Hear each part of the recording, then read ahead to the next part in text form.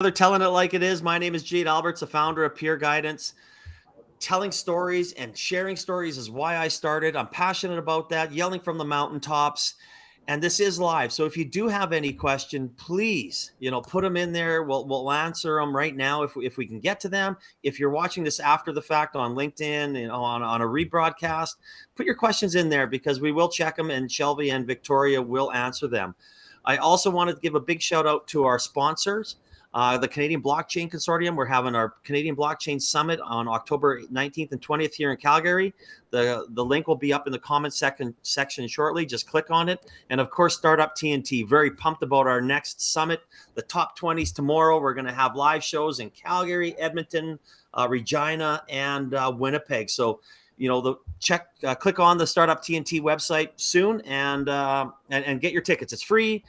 A little bit of food, a little bit of drinks. We're all going to have fun. Shelvie will be there in Calgary. I'm sure Victoria will be there in Edmonton, but we're not here to talk about that. We're here to talk about Flying Fetch. So how are you ladies today?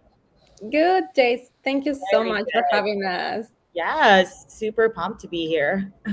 Well, as I say, it's always long overdue, and we should have had you on months ago. But the one thing that I like about the next 2 months, it's all going to be female founders and female investors. So I think it's really going to showcase all the great things going on in this province by female founders and some of our female leaders. And I don't even know if we should even call them female founders. You guys are just great founders in general. I don't care any companies, just great founders. Yeah, just showcase anyone. That's it. That's awesome. That's doing great things out there is always a good idea.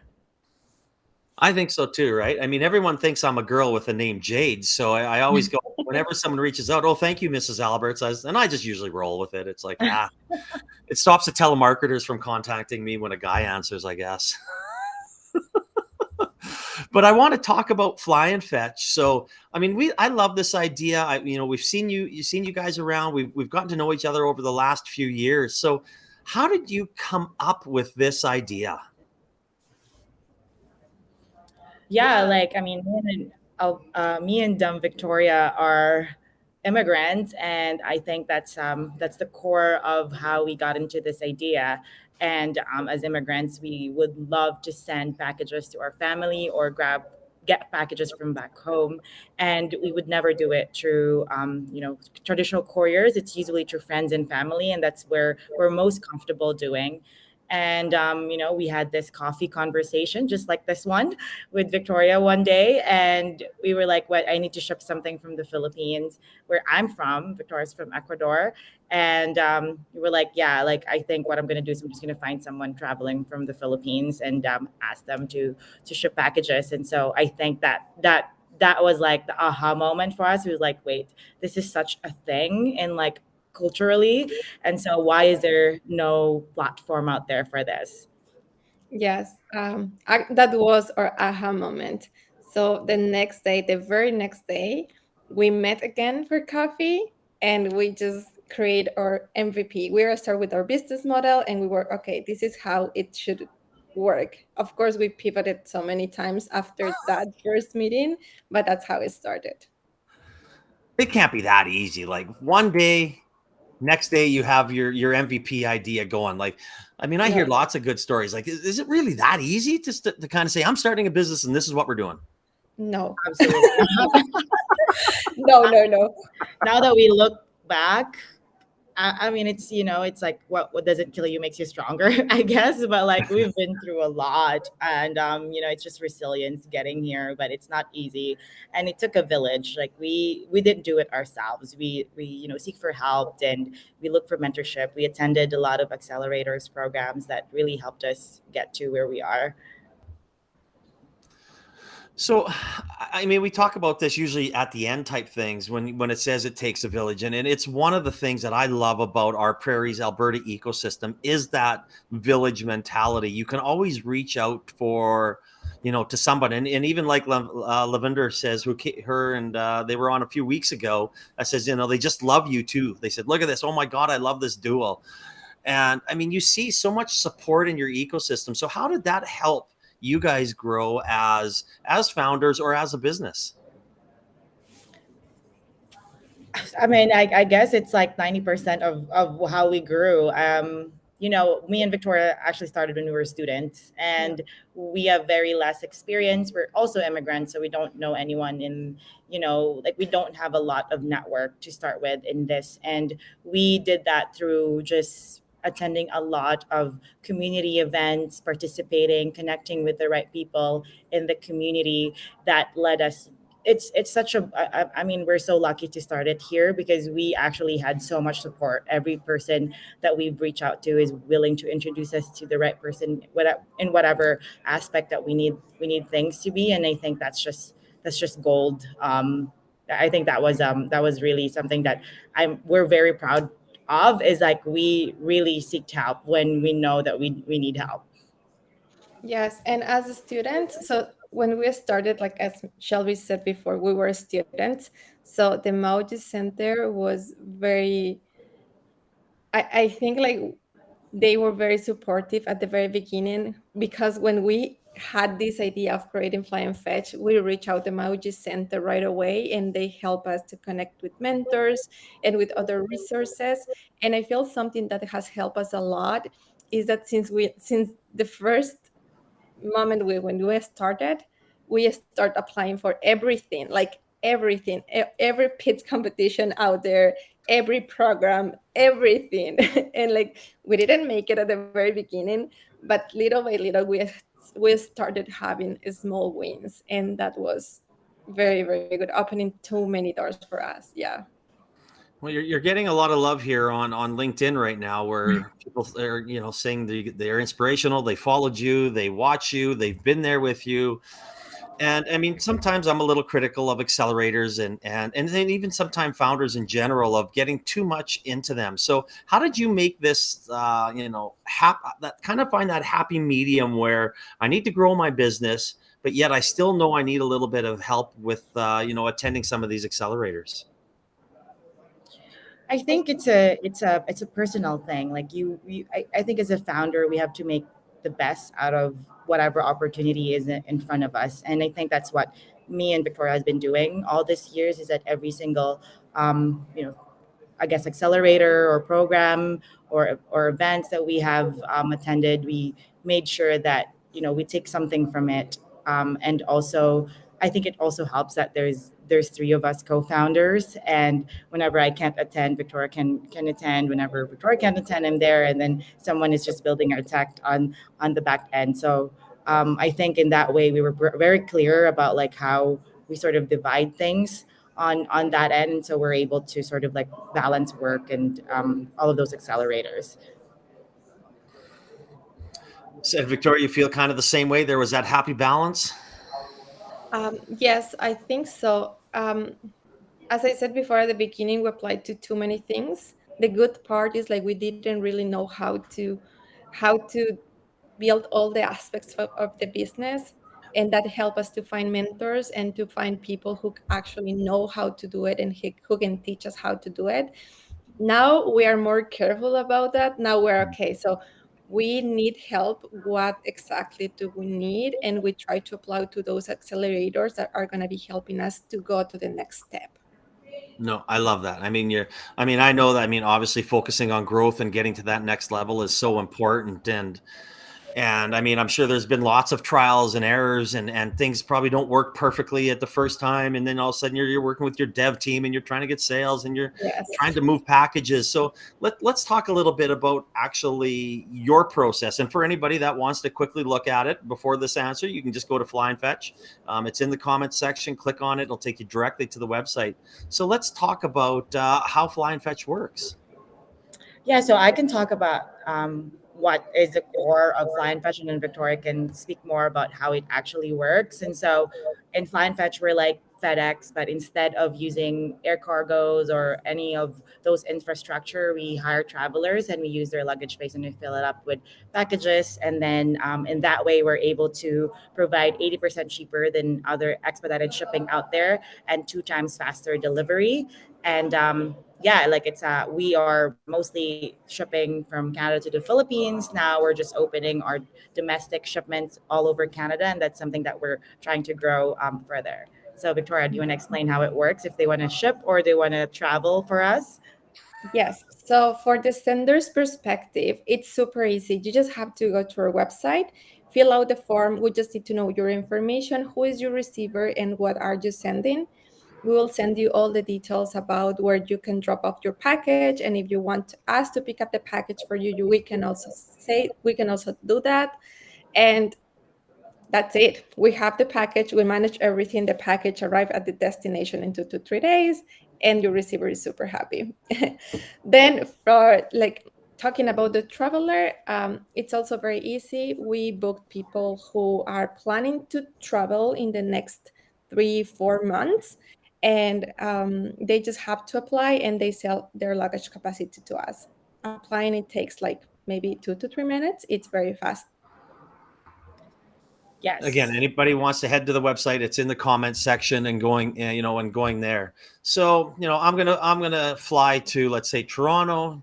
I go to your website. I log on saying I'm gonna go there, and you're gonna hook me up with maybe somebody in Calgary here that says I want to give you your luggage space to take something, carry on and take to Toronto. That's simple.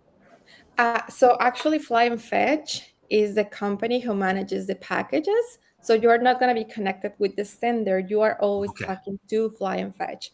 We make sure that everything is allowed, everything is safe for you to take with you, and we pay you, so you don't have to deal with like 1 or 20 senders. Yeah, So and it's all the packages are unsealed, so you feel comfortable of like what you're bringing in with you, and you can decline whatever package you're uncomfortable bringing in. So so that's why most people love to travel with us, just because we just have that transparency with our travelers, so that they feel comfortable. I think I like that. I mean, I think that's probably such a big selling point as well, right? The security side of things, where if I'm going to, carry something, I want to know what's in it. I want to be able to say, and I'm sure. Yeah, so in the airport they will ask you if you pack your own luggages, and all of that, and we do mandatorily require all of our travelers to make sure they know what's inside. They inspect everything and they close the box and pack it themselves. um, it's just it's just better in terms of like recruiting travelers on our end in the business perspective, but at the same time it's second layer of our security. Those packages are already inspected in our hubs, but it's also a second layer of security for us as well. And that makes sense. So what type of items do you ship? Like, is it obviously something from probably very small to what's the biggest thing you've shipped? The biggest one is a bike. What? We Yeah. ship a bike, and we've shipped like a part of a Range Rover as Yes. well. Part of a Range Rover. Yeah, it was. I think it was like the front part. I mean, I'm not a car part person, but like a front part of a. Yeah, I think that's a very interesting question, because people always ask like, "What do people ship?" I'm like, "It's a shipping company. Like, I can't tell you exactly what they are. They range from, it really depends on the route as well. If it's from Canada, we see a lot of devices being shipped using our platform. Also, brands that are not being sold in other countries, that is being sold here, that is readily available here, but they are not, or maybe too expensive when they are sold in the Philippines. There's also that, like, I guess, like a scarce mentality, where like there's some designs that are not available in another country and it's only available in other countries, and so those are most things that we ship from the Philippines. We see a lot of like weird things that are funny things, but yeah, most of them are. What are they? What, like, I mean, Victoria can talk to you more about it. From the Philippines to Canada is usually food, like something like people are craving here. So food items, we have vitamins. Vitamins for kids are somehow so Yeah. popular. Yeah, and we also ship like a lot of clothing, shoes, things like they can only find there back home. And I mean, I guess a little thing. I mean, I'm kind of shocked, about the bike and a car part. I guess that makes sense if someone's Googling. I mean, it's a world economy, right? I mean, it doesn't. If someone's going to go, I guess it makes sense. And if I want it, I mean, And it's also, I wanted yesterday economy. So if I don't want to ship it with DHL, that's going to take me 2 to 3 weeks, and who knows what's going to happen with customs, or it's probably even going to be longer, I would imagine. And of course, as a person who's very impatient, that really makes me angry. I even get angry if UPS doesn't leave it at my door and I have to drive over to the Northeast to pick it up now. Yeah, So, I'm with so you there. Yeah. so I get that, and I think that quickness of service is something that I'm sure it brings the clients that are using you over and over and over. And I actually literally just had, looking on LinkedIn, and Percy just DM'd me saying, hey, do they ship to Africa? Like if they're just focused on the Philippines, can they go to Africa? So that kind of leads me into my next question. Yeah, you're going to be domestic and across Canada, and probably North America, and you go to the Philippines. But are there any other plans to hit any other markets? Yeah, of course. There always another, like, I mean, that's always the plan. I think that as a shipping company, trust is very important to build, because it's you're handling, for example, people send iPhones or MacBook Airs, like they're brand new with us, and you want to send it to like a company that you're not comfortable shipping with. And I think that is something that we want to build. And that's so what our strategies, we want to really penetrate Canada, the Canadian market, as much as we can. And then once we sort of like are dominating that, then we can explore other countries. Of course, Africa. Percy just messaged me. Africa is something that that we know for sure that there is a need there. In that market, we've done our research on Africa. Like shipping there is a pain. Also, there's Pakistan, there's India, there's also a lot of Latin American countries that are just struggling with, just shipping in and out of the country. And so that's what we're here for. We really want to hack international shipping, and we do want to build our platform in those countries too. And I guess these, with you being a shipping company, and I mean, obviously you have a lot of connections, with being from the Philippines. So is it, when you're going to be looking at, let's say, let's just use Africa, because Percy, kind of brought it up. Like, if you're going to go to Africa, do you think that, how are you going to expand, and what do you need to do locally here to make it a successful merger into a new market? We need to work with the community. Fly and Fetch is Fly and Fetch is where it is right now because of the community.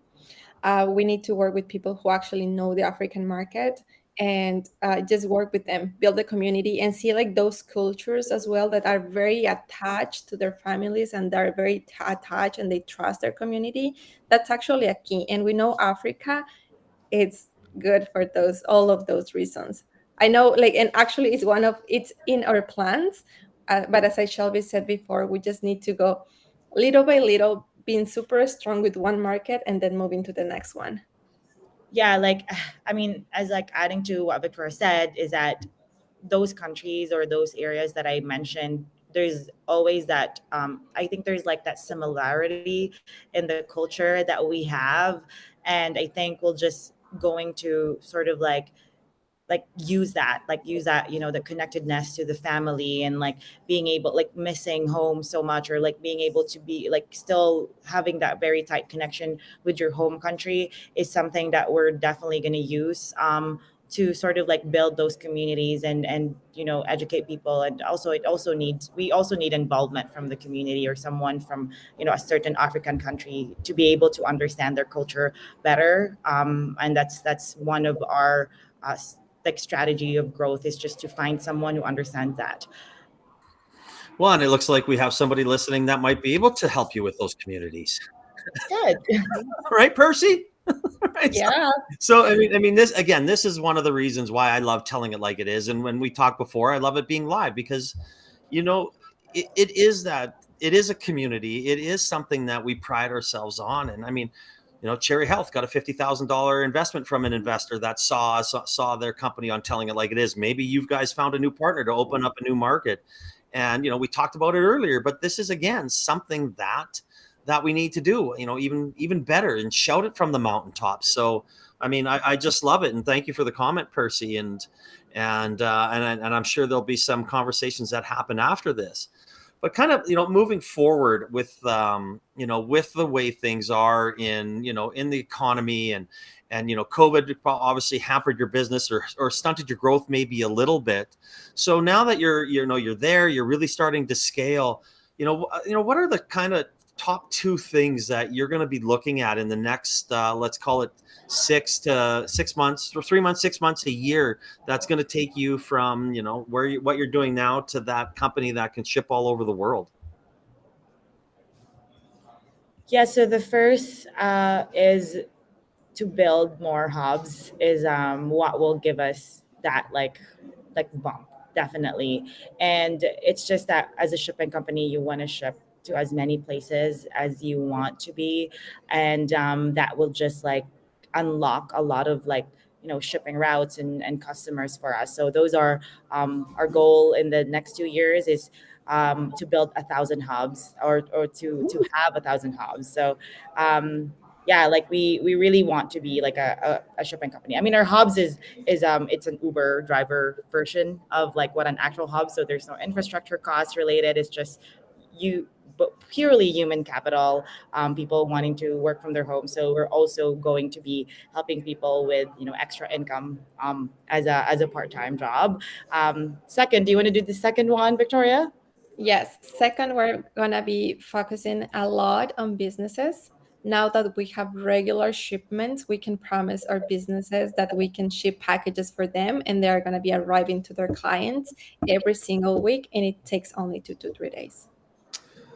So, I mean, you obviously have the B2C side, and let's just touch base on that maybe that what's next question is going to be B2B type thing. So, what type of businesses are you looking for? So, if any businesses out there looking, or we're going to share this or see it, uh, you know, is there any particular business, or is just like anybody that's shipping anything anywhere business can use Fly and Fetch?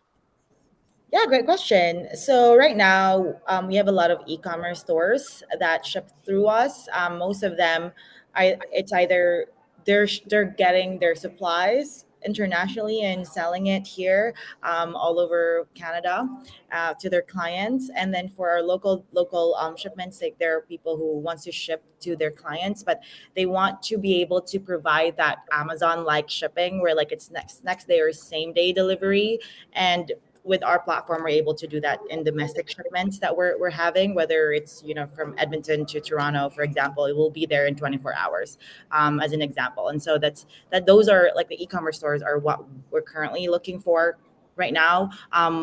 In maybe in a few years, where like we built more hubs, we want to close more corporate clients who like maybe electronics company, car parts company, or maybe even marketplaces. Like an example would be like eBay or Poshmark, like those types where they just need that expedited shipping, because that's what our specialty is. It's just expedited shipping. And so those are, but I want to start building those relationship and making sure that we know what those types of partners need, and then as we build the company, we make sure that we align with those. Anything to add, Victoria? No, I think that was so good. No. The answer was just way too good, right? Like, Yeah. No, and Thank you very much. I really like the last part that Shelby said, and I was just thinking about it. And it's like we really want to talk to those potential clients because we want to build something that works for them. yeah. So that's what we do. We always talk to our customers. We always listen for feedback because we really want to give them what they deserve and what they really need. Well, and that's what differentiates you from any other shipping company, right? You're able to say, "I can do this. You don't have to go here. You don't have to you don't have to do this. You don't have to follow my rules. Let's work together, and we'll create something that works for you." And I mean, that's a big, I think, important message to get out there. Yeah, and it's because we know that I don't know, like we know like like how shipping works right now is not the best. We have had so many incidents. Our clients have told us so many horror stories, and we want to change that. We know people deserve to have a very reliable, fast, and affordable service, and that's what we're building. Yeah, I and as they say, like, the there's like major players in the shipping industry, and I think innovation or technology is just something that is a little bit slow to them because it's just so big. And we're here starting, like starting to build our shipping company, and I think it's a good opportunity for us to actually grow as the technological advantage, of, like, customers grow as well, and so we're able to create solutions that would fit them. No, I love that. I love that. Small, agile, quick, adaptive. I mean, those are all great things that a startup has over them, over, the traditional, players out there in any market for that matter. Mhm. No, I love it. No, I'm a big fan, obviously, and I love what you ladies are doing, and I'm excited about watching what's next for you and things like that. But I'm not going to let you out of here that quickly. What? You, oh, never, never. Oh, I have to put you on a spot. I need a quote that I can go back and said, this is what Shelvie or Victoria said, and it's gospel. So we got to make sure that we get that on the record. So with you two that have kind of gone through the ecosystem here, and been involved with it, and been through startup TNT, and fundraising, and all the things that you have done as entrepreneurs. I want each, and then Victoria, you can go first, but if you had one piece of advice for an entrepreneur or startup, what would that be? You must focus on the problem more than what's the solution you're offering at the very beginning, because you can pivot and you can change your business and you can change your services and make it better to solve that problem. So the problem is first. Nice, good Shelby. one. Yeah, it is a Thank very good you one. for picking Victoria first. Sometimes when I have multiple people on, like, they're like, no, you stole my idea. I had some time to think. Okay, well, for me, I think the whole theme of actually this telling it what it is that we've been talking and saying over and over again is be coachable. I think that's it's sometimes it's very hard to take feedback. It's very hard to ask customers the honest truth about what you're building. But I guess, me and Victoria has been super brave to be like, no, I want you to tell me what's wrong, and I want you to tell me how I can change it. And I think that, having that mindset of like being able to be coachable, is sort of like key to being able to grow better as a person, and also grow, like, manage your company better. And I think, yeah, just be coachable and get a lot of feedback out there. Oh, I love both those answers, and they're both. I mean, I honestly thought this question would have been done after episode 6, but I keep hearing such great advice from such great people like yourselves. I'm always, and I just love it, and it's one of the reasons why I post an extra one on Friday, because you know what, the advice and it's always different, and sometimes the advice out there, but hearing somebody say it again sometimes it's different, a different voice, a different whatever, wherever it comes from. Just sometimes it'll click with somebody and says, holy shit, you know what, that is right. I gotta do that. I gotta focus on it. Yeah, that's why we're just telling it what it like it is. At least you got the name right. I was like, Oh yeah, I almost did not. oh my god, I'm that's just gonna awesome. say English is not my first language. Just kidding. I'm just I've been kidding. speaking English my whole life and I still struggle with it, so no, but you know what? I want to thank you so much for coming on, sharing your story, being such an integral part of our ecosystem, and sharing the knowledge, and giving back, like I know you two do. And again, I thank you again for coming on here, and I just kind of want to. Me and the national championship trophy want to thank you guys. I didn't want to do that. Yeah. We're gonna have my little friend here for the next little bit, but again, I really appreciate it, Shelvie and Victoria. Thank you so much. And for anybody that wants to find out more information, just click on Fly and Fetch in the comment section, and you'll be able to learn more. And if you have any further questions, we will answer them. Just tag us in LinkedIn, and we'll go from there. So thanks again, and I hope everybody enjoys the rest of their day. And most of you will probably see you at Startup TNT tomorrow night at 6 p.m. Thank All you. right. Thank Thank you so much, you. Jake. Thank